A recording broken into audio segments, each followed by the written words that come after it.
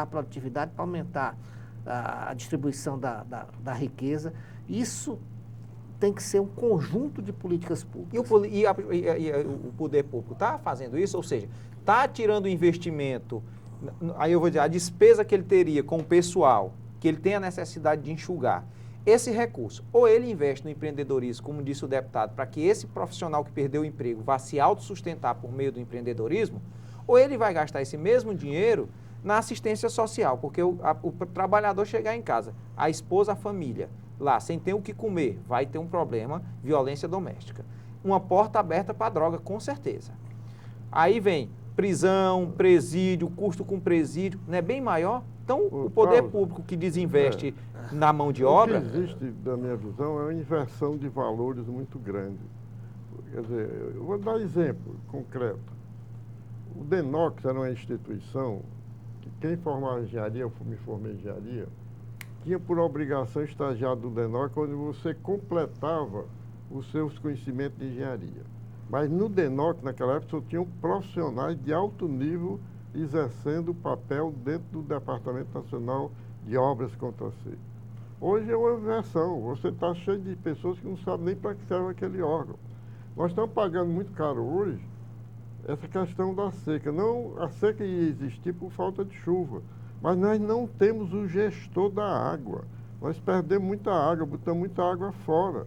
Então, há uma inversão de valor. Eu acho que as pessoas certas têm que estar no lugar certo e temos que cobrar das instituições responsáveis pelo planejamento da região ações mais concretas. Por exemplo, o Banco do Nordeste é uma instituição importante para o desenvolvimento da região. Então, quando eu me vê um número que me passou a Embrapa, dizendo que hoje no Nordeste tem 2 milhões de pequenos agricultores, 2 milhões, sem assistência técnica, sem extensão rural, isso é um desafio para o Banco do Nordeste e para as nossas universidades e para os nossos institutos. Então, a perna da extensão é que leva também conhecimento para a população. Então, há que mudar, né, essa sistemática de trabalho. Eu queria voltar àquela questão, até que o Ariusto levantou. Foi feito um trabalho importante na Secretaria de Desenvolvimento Econômico com relação à regulamentação de compras governamentais, favorecendo a micro e pequena empresa. Hoje, nos editais de aquisição da Prefeitura, tem lá uma série de vantagens que podem ser utilizadas pela micro e pequena empresa. Isso está regulamentado em termos de lei no município. Tá certo? Então, está sendo feito um esforço nesse sentido. Né? A obra física, quando ela é necessária, ela cumpre um papel social muito grande. Né? As obras de mobilidade, porque diminui aí o tempo de deslocamento do trabalhador, as obras de drenagem, quando você anda na periferia de Fortaleza, você ainda encontra muitos problemas de saneamento forte, né? As pessoas vivendo ainda na lama, nos alagamentos, e muitas obras foram feitas nesse sentido. Né? São obras até enterradas que não aparecem. Não é aquela obra... Saneamento, né? É uma, né? Mas são obras que estão sendo feitas de forma muito importante, muitas avenidas que foram abertas. Então, essa preocupação do prefeito na primeira gestão, de investir na educação, na saúde e na mobilidade urbana, eu acredito que foi uma decisão acertada, porque governar é também eleger prioridades.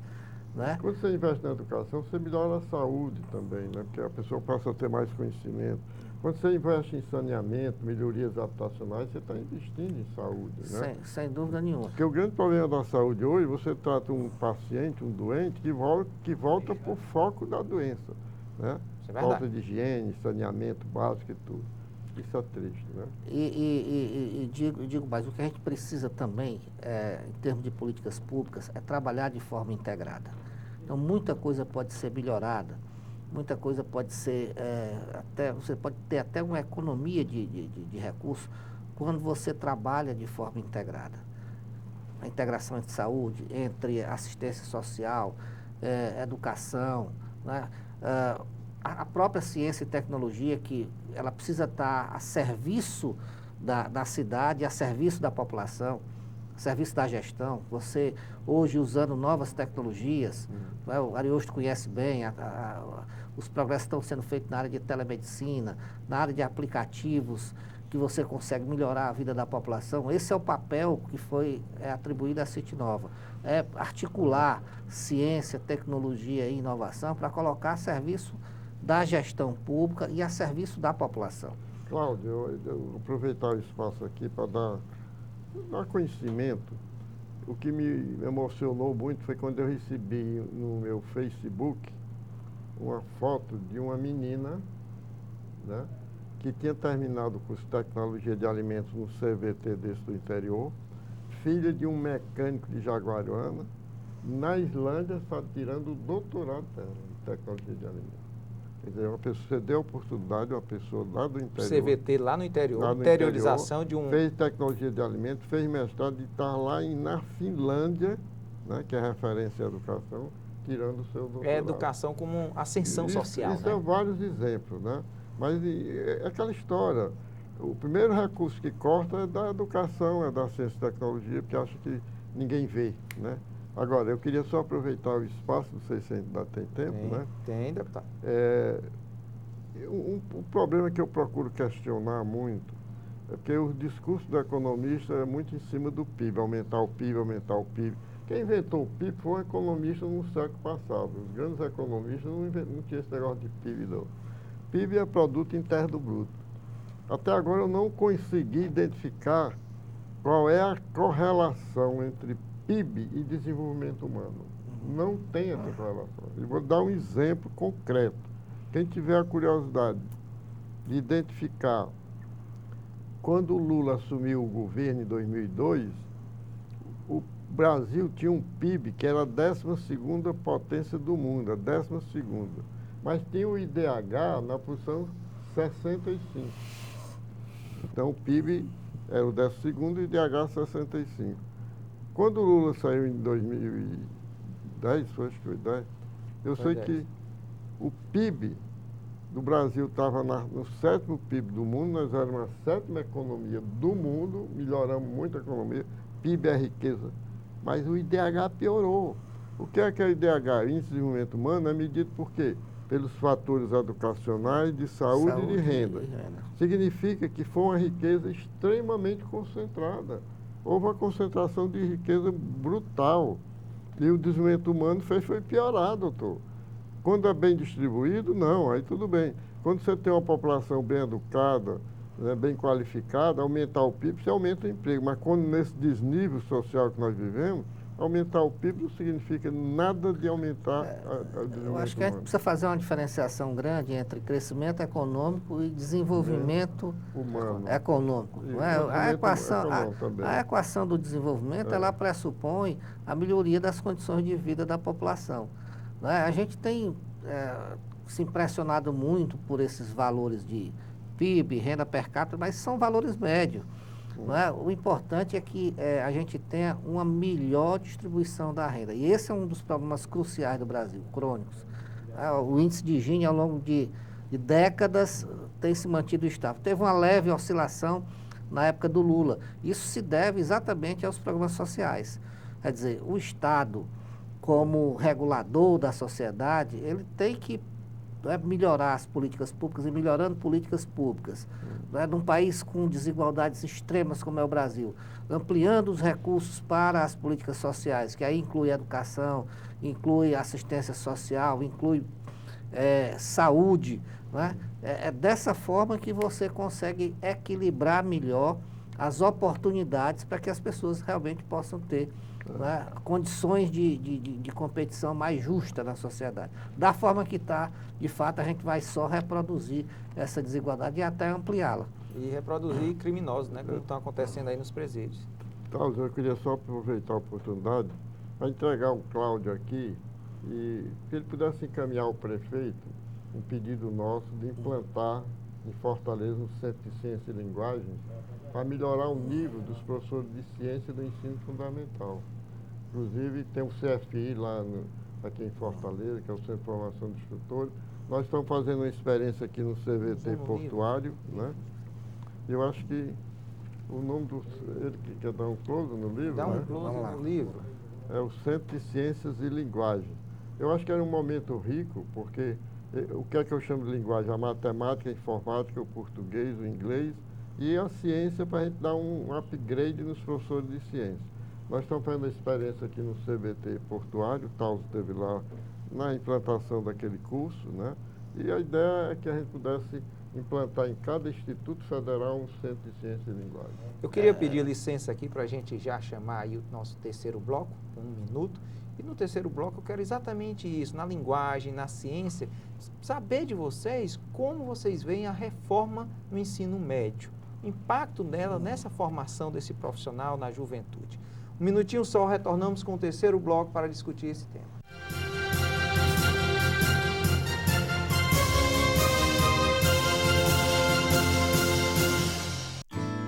Chegou o Vale Cultura, um crédito de R$50 mensais cumulativos para o trabalhador ter acesso à cultura. Ir ao teatro, cinema, circo, shows, museus, comprar livros, DVDs, instrumentos musicais, revistas e jornais. Para isso, a sua empresa tem de aderir ao programa. A cultura tem muitas formas de arte e lazer, e você merece ter acesso a tudo isso. Saiba mais em cultura.gov.br/Vale Cultura. Ministério da Cultura, Governo Federal.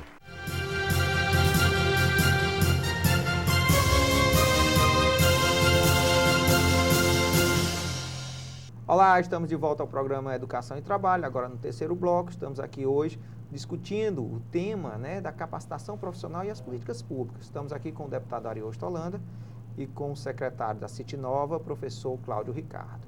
Terminamos o segundo bloco com o tema, né, com a discussão sobre a reforma do ensino médio, né, o impacto dessa reforma exatamente na formação do jovem. Eu acho que a educação, o ensino médio, o ensino fundamental é o alicerce da sociedade, é o alicerce da educação. E aí, o que é essa reforma? Eu já coordenei cursos de graduação e via que o jovem com 17, 18, 19 anos não estava apto a escolher a sua profissão. Imagine ele escolher uma profissão aí ainda no ensino médio. Então, como vocês veem essa mudança, essa reforma? A ideia do Centro de Ciência e Linguagem, primeiro, era focar no professor de ciência, que é responsável pelo curso de ciência no ensino fundamental, né? E se a gente puder avançar na área de biologia, física e química, aí você atinge o segundo grau. Agora, há uma urgência, segundo o presidente do CNPq, urgência urgentíssima de atacar esse problema do professor de ciência que nós não temos. E como Fortaleza, o município é responsável pelo ensino fundamental, não é isso, Cláudio? Verdade. Eu acho que a nossa secretária, se estiver nos ouvindo, devia se preocupar com essa ação de fortalecimento do professor, ou requalificação, atualização do professor de ciência nas escolas do ensino fundamental. Porque com isso você vai melhorar uma coisa que o Brasil hoje padece muito, é o PISA, né? Aquele exame do PISA.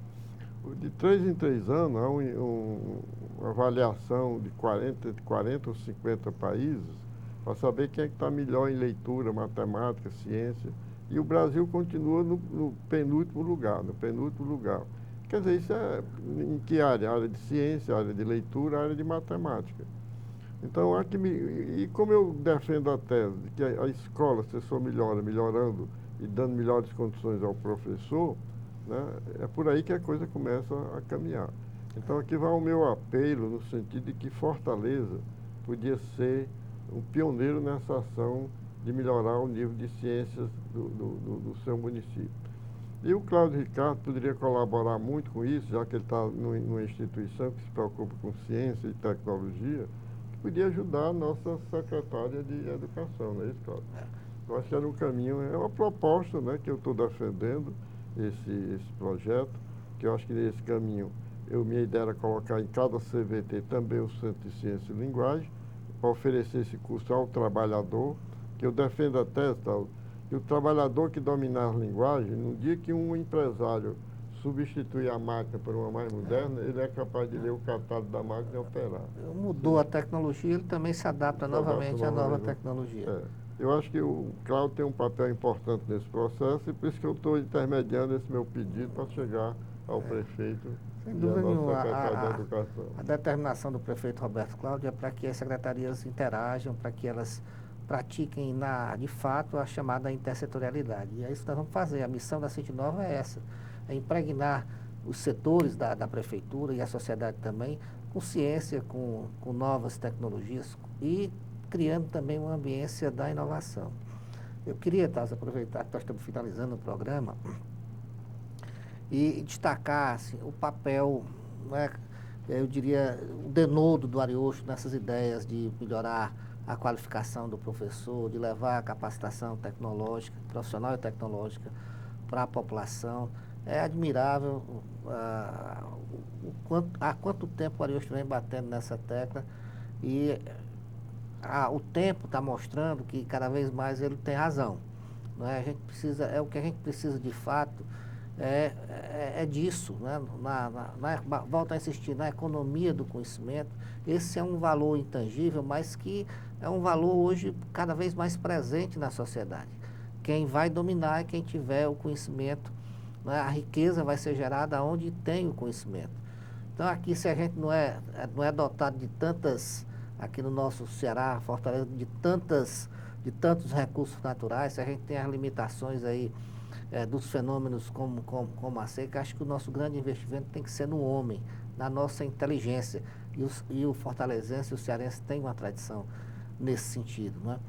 O mundo inteiro hoje está atento para essa condição, inclusive do ponto de vista econômico, sabe-se que investir na primeira infância representa, cada dólar investido, tem estudos que mostram isso, representa $2,5 na economia e beneficia a todo mundo. Né? De modo que é inteligente investir na primeira infância, é investir na educação desde a tenra idade.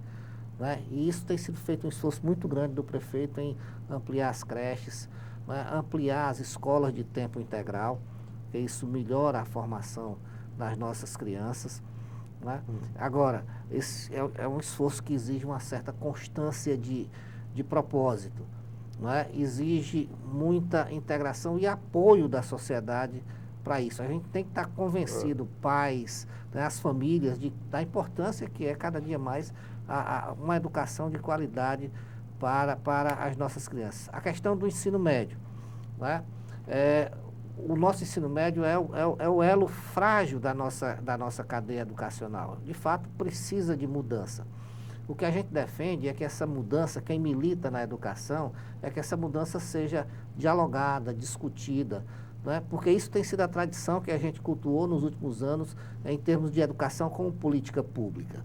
Né? A gente também entende que o ensino médio, e isso é uma tendência no mundo inteiro, ele desde cedo ele tem que dar um caminho para a educação profissional. A educação profissional tem que já chegar no início do ensino médio, porque nem todo mundo vai para a universidade, nem todo mundo segue uma carreira acadêmica. Então, aqueles que buscam uma formação profissional com uma formação tecnológica, né, ele tem uma oportunidade de fazer um curso de 3 anos, né, de boa formação e ingressar no mundo do trabalho, cumprir seu papel aí com as necessidades atuais do mundo do trabalho. Então, é necessário reformar o ensino médio, mas é preciso que haja discussão para saber que disciplinas são obrigatórias, que disciplinas devem ser opcional, qual é a formação profissional que nos interessa, qual é a nossa vocação local, né, para que a gente tenha realmente uma reforma sólida que possa perdurar e cumprir seu papel. Outra coisa, Cláudio, eu acho que a partir da escola, ensino fundamental e médio, a gente devia resgatar os nossos valores éticos, os valores morais, que nós estamos perdendo ao longo do tempo. Hoje nós vivemos em função de uma sociedade de consumo. Você abre a televisão, é para consumir, consumir, consumir, e a teu lado tem um irmão passando necessidade, você é incapaz de estender a mão, porque o foco está no consumo. Então, esses valores éticos e morais têm que ser resgatados. E dentro dessa linha, né, me preocupa muito quando você colocou tal, uma hora lá, se o avanço tecnológico vai desempregar. Eu acho que se você tiver o foco no desdobramento daquela ação, não vai desempregar. Vou dar um exemplo. Quando o MST surgiu, o Movimento Sem Terra, eu me lembro que eu disse, vai dar problema porque estão desempregando o homem, porque ele surgiu com o avanço dos implementos agrícolas, né? As máquinas agrícolas entraram. E em vez de focar o homem para trabalhar a máquina, melhorar a máquina, os seus conhecimentos, não. Deixou o homem ao Deus dará. E veio todos esses movimentos sociais graves. Então, se você tem uma escola atuante, presente, quando você substitui aquela máquina, como eu dei exemplo, se você dá um curso de linguagens, aquele trabalhador é capaz de ler o catálogo da máquina e operar a máquina, senão ele está fora. Então há que ter esse cuidado de focar qual é realmente a demanda de serviços ou de produtos que o setor produtivo está precisando e focar nisso. Agora, para isso precisa de uma coisa, uma ferramenta chamada professor, que prédio a gente constrói, laboratório a gente compra, mas professor nós temos que formar. Há que chamar as universidades, as instituições de pesquisa, para discutir esse grande tema que é o desenvolvimento social, o desenvolvimento humano, porque do contrário nós vamos que aumentar as nossas cadeias. Né? Se não investir nas crianças, para não ter que investir, para não ter que prender os homens, né? Para ter que punir os homens, né? E aí a relação de investimento nas cadeias hoje é bem maior do que o investimento na educação. Infelizmente, haja visto o que está acontecendo aí. Uma vez eu fui no Ministério da Justiça propor o ensino à distância para o preso. Tem gente lá que tem ensino médio, podia fazer uma faculdade à distância, que não existe laboratório nem ferramenta.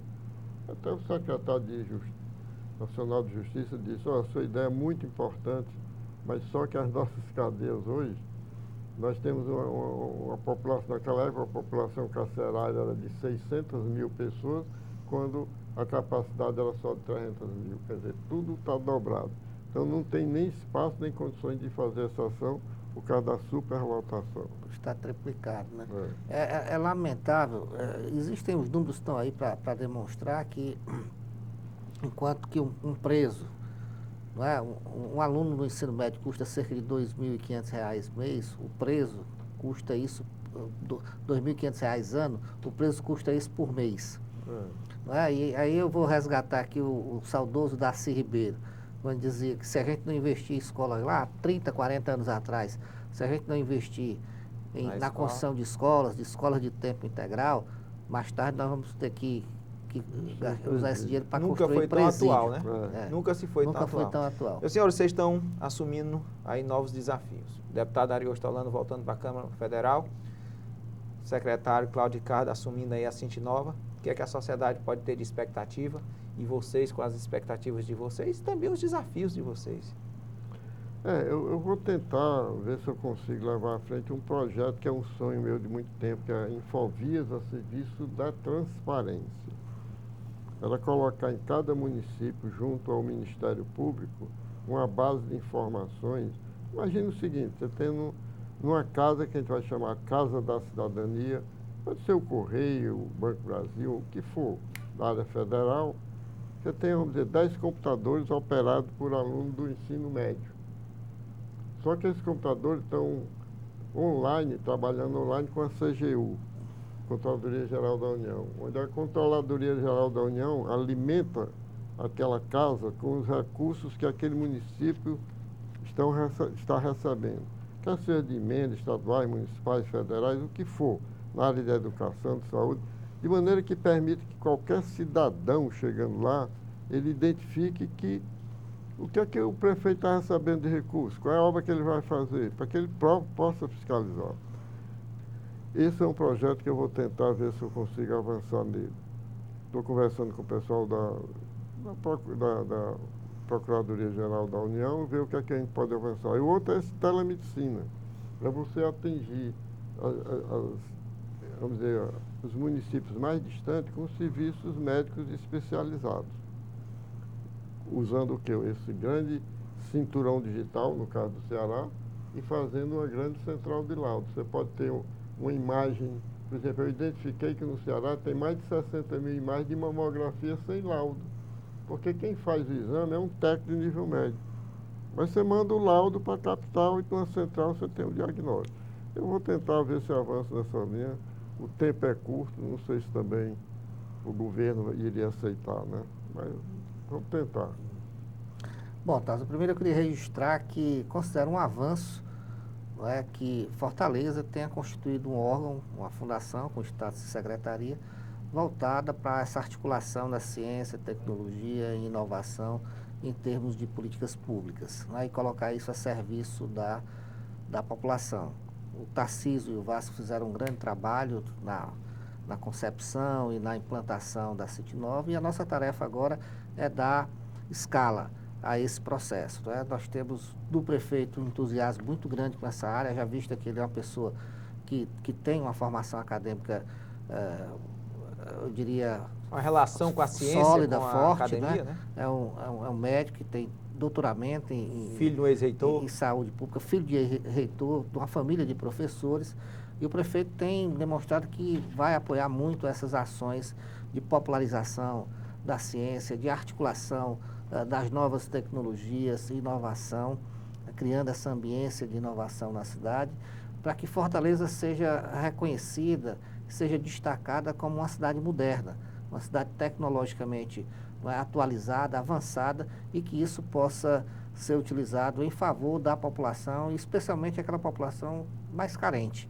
Né? É o Wi-Fi nas praças, é você criar um grande portal de dados que possa estar a serviço da gestão, possa ser utilizado como ferramenta para os gestores das várias pastas, é fazer essa articulação para criar uma ambiência de inovação, é estimular aí as nossas universidades para, junto com a gestão pública e o empresariado, criar parques tecnológicos que possam abrigar empresas de base tecnológica, para que os nossos jovens inteligentes que são formados aqui nos bons cursos das nossas universidades não tenham que ir para fora, né, para dar vazão aí ao seu talento. Eu ia criar, como o deputado disse, de repente, aí o arranjo produtivo local, mas com base tecnológica, capital intelectual. Uma incubadora de empresa também, né? Está dentro desse contexto, né? da inovação e do empreendedorismo. Eu acho que o SEBRAE é um parceiro importante para a gente se aproximar e discutir, porque o SEBRAE tem muito recurso para o empreendedorismo, né? Recurso e competência, né? O Banco do Nordeste é outra instituição que tem que ser chamada para atuar nessa área de planejamento estratégico da região. Enfim, é trazer os órgãos que pensam esse novo desafio, né? Esperar que o nosso deputado também possa nos ajudar aí, aportando emendas para que a gente possa dar vazão aí a esse... Da emenda tem remendo, né? O problema é esse. Senhores, tem um tema que é o nosso programa, eu não me canso de dizer isso, nosso programa tem o nome dele, Educação e Trabalho, é em homenagem à bandeira do deputado Ariosto, né? E aí eu queria, e eu sempre disse, que não existe país com ordem e progresso se ele não tiver como base a educação e o trabalho. Com é certeza, isso mesmo? Com certeza, não tenho a menor dúvida. O que dignifica o homem e o resgate da cidadania se dá com educação e trabalho, ou então educação para o trabalho. Esse é um grande binômio, né? Educação e trabalho, e educação para o trabalho. O trabalho já foi cunhado aí pelo Marx como é a única força capaz de gerar riqueza sólida, riqueza de fato, né? E a educação é a tônica deste século, né? São duas coisas que estão na gênese do homem. O importante é fazer com que esse binômio, né, seja realmente case e esteja a favor do desenvolvimento, não só do crescimento econômico, mas do desenvolvimento econômico e, consequentemente, do desenvolvimento humano. Gostaria então de agradecer aqui mais uma vez a presença de vocês, muito importante para o tema e principalmente aí para nortear a nossa sociedade das políticas públicas, da importância da capacitação profissional, né? Então, a você que está em casa, agradecer demais assim, a sua audiência, estar conosco, dizendo que o programa Educação e Trabalho está no ar aos sábados, às 18 horas, segunda-feira, 15 horas e quinta-feira, às 18 horas, pela Canal 6 Multiplay e 61.4 canal digital. Também estamos na TV a Fortaleza FM, de segunda a sexta, às 16 horas, Fortaleza FM, 16 horas, programa Educação e Trabalho. Agradecemos a sua audiência, desejando a todos